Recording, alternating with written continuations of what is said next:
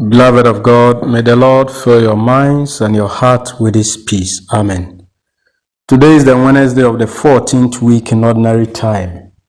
And I've come your way once again with the daily reflections. Today we are reflecting on the first reading from the prophet Hosea chapter 10 verses 1 to 3.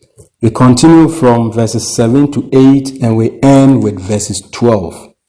We reflect on the theme, letting the hands of God stay through the sin of ungratefulness. Israel as a nation have lived as nomads before the Lord gave them the promised land.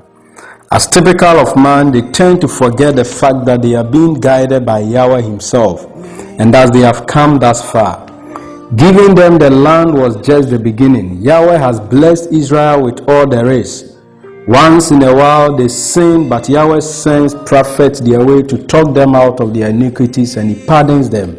Because Yahweh has taken Israel as a bride, and He will always be faithful to the marital covenant, even if Israel is not.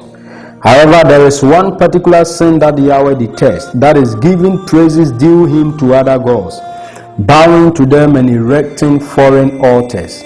By doing that, Yahweh is dethroned as the one who reigns over Israel.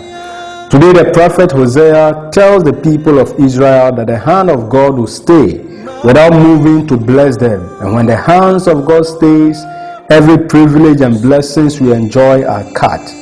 Hosea first reminds the people of Israel that all that they enjoy is from the Lord. He likens them to the vine, which is the most fruitful plant and as well a plant which requires the most care. But He calls them a luxurious wine, that is a wine which furnishes gratification to its consumers, rich in everything. Irrespective of the great care and attention required, Israel is still a luxurious wine, meaning they are diligently cultivated as a vineyard with the choicest vine by Yahweh Himself. Aside all these, they are not a nation that have stopped receiving the blessings from Yahweh. They keep on receiving as a vine that bears fruit in and out of season. The hand of God keeps moving and hovering over them every day. Beloved, every plant has a season and it bears fruit when all conditions are met. God has provided all the necessary conditions for Israel, and so their blessing is enormous. However, as the blessing increases, the more altars they build. That is, the more they turn their heart away from Yahweh. Altars signify the different deities Israel bow to. They understand the principle that no blessing comes out of lack, yet they fail to accord thanks to Yahweh, who has established them as a blessed nation. They rather chose to abuse the blessings and bow to foreign gods. Israel erected altars which came with unholy practices that turned their heart far from God. They as well improved their pillars. Pillars are that which give support to a building, meaning they have taken God out of the equation and rather established new pillars by attributing their progress to these foreign gods and to their own effort. By doing this, Israel committed three main sins. 1. The sin of ungratefulness. They overthrew their king Yahweh to embrace foreign gods. 2. They have become equally yoked with unbelievers and therefore desecrated the altar of Yahweh. 3. They have failed to give the one thing that Yahweh required of them, that is faithfulness to their marital covenant. Yahweh will punish them by making His hand stand still instead of moving to bless them. Hosea talks about the high places of Aven being destroyed. Aven later came from Bethel. Bethel, being the house of God, became Beth Aven due to the sin of Israel. Beth Aven means the house of vanity. But today Hosea talks only about Aven without Beth, meaning vanity, no redemption, and that they have gone past the limit.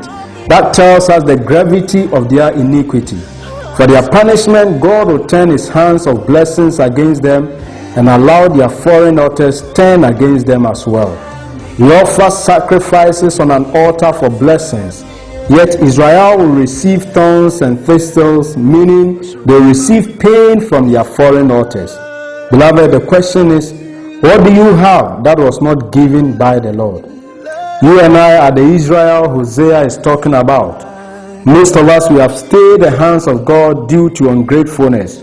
How well have we sung about the old blessings we received from the Lord?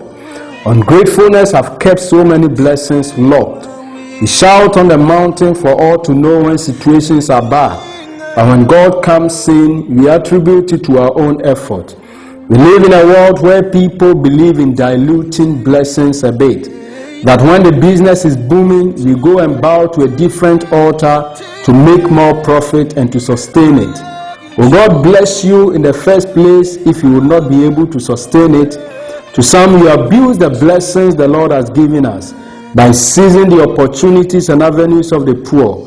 We buy the ideas and we even cripple them with our influences and money. Beloved, great men of God even bow to demonic altars in order to increase the so-called anointing on them. The moment man begins to have no reverence for the sacred and we trivialize the daily blessings of the Lord, we settle in our own heavens away from the mercies of God. Isaiah demands that we all turn from our evil ways and come back to our King Yahweh, because he is ever merciful and grateful to pardon us of our sins and to accept us once again into his mercies. Greetings from the valley of prayer and silence, and have a spirit-filled day, favored of Yahweh.